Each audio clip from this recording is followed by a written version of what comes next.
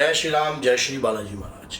भगवान शिव पर बेलपत्र किस प्रकार से चढ़ाना चाहिए, किस तरीके से चढ़ाना चाहिए, बड़ी बेहतरीन वीडियो है उस व्यक्तियों के लिए जिनके ग्रस्त जीवन में आग लगी रहती है, लड़ाई होती है, घर में तकलीफ रहती है, धन की समस्या रहती है, अकाल मृत्यु होती है और घर के अंदर भूत प्रेत की समस्या आपको महसूस होती है।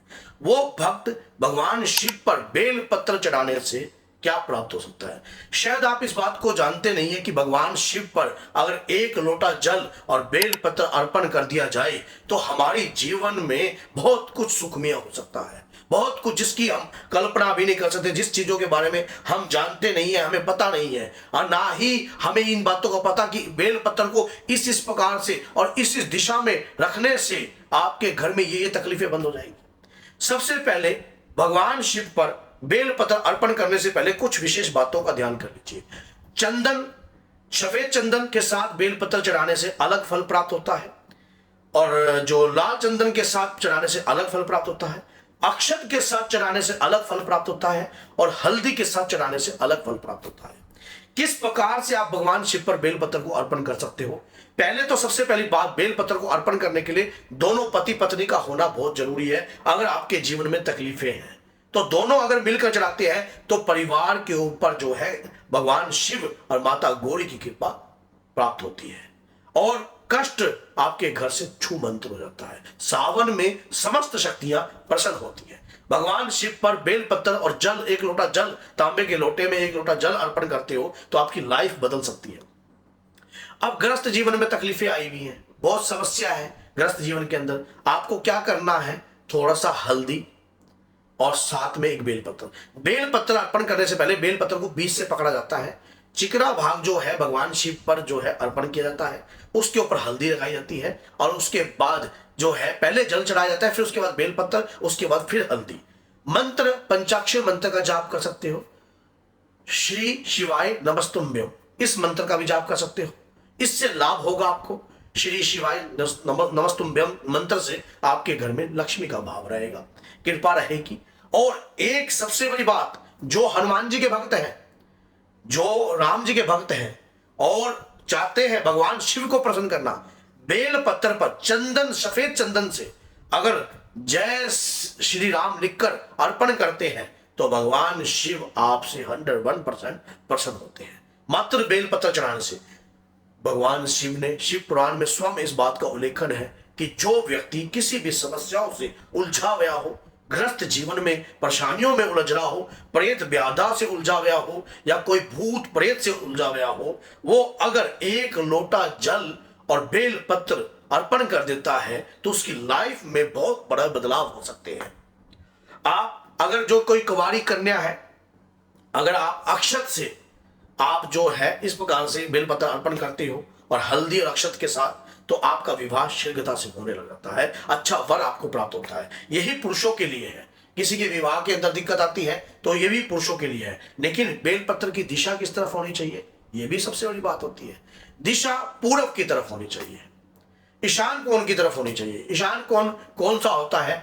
उत्तर और पूर्व का जो कोना है उसे ईशान कोण कहते हैं। ये गुरु बृहस्पति का कोना होता है। इसमें हल्दी और अक्षत मिलाकर अगर आप अर्पण करते हो तो समझ लेना आपके विवाह के अंदर आने वाली रुकावटें दूर होती हैं, आपके इष्ट, आपकी कुल देवी और यहां तक कि आपके पितृ भी प्रसन्न होते हैं।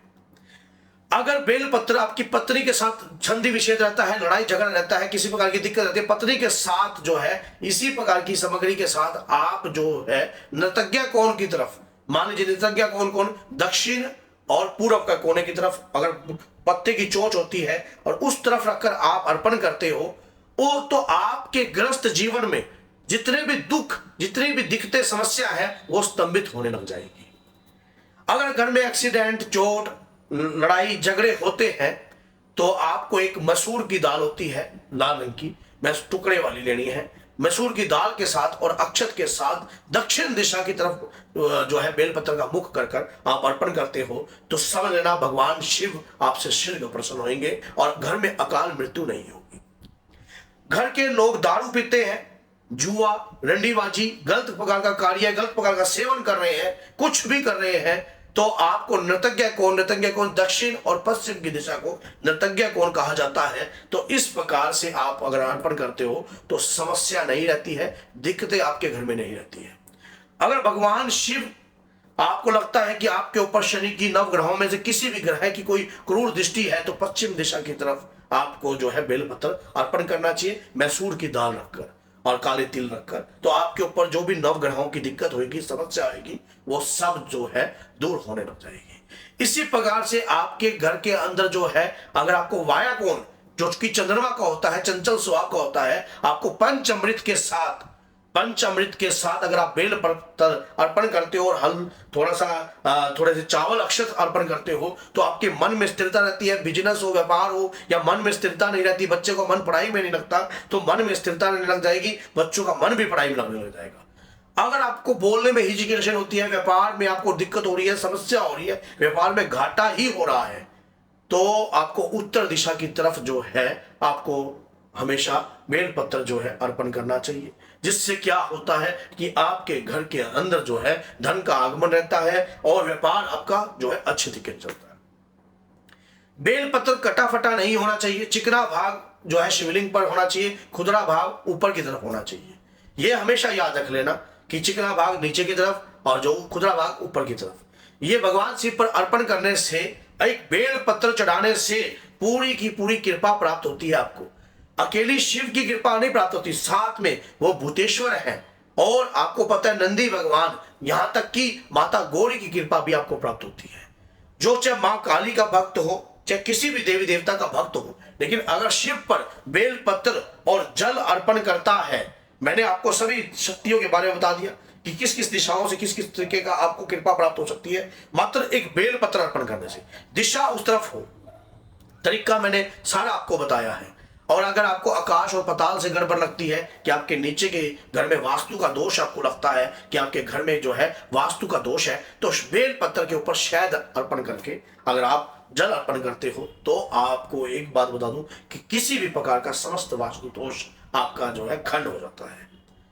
वास्तु दोष आपके ऊपर रहता नहीं है, कोई भी आपका वास्तु दोष जो है आपको दिक्कत नहीं करता। मात्र बेल पत्र अर्पण करने से और एक लोटा जल पूरे सावन कार्य करने से जीवन में जब इतना बड़ा बदलाव आ सकता है, लाइफ में परिवर्तन उत्पन्न हो सकता है, तो हम क्यों ना करें। हमें करना चाहिए, लाभ हमें प्राप्त हो सकता है इन सारे कार्यों को करने से।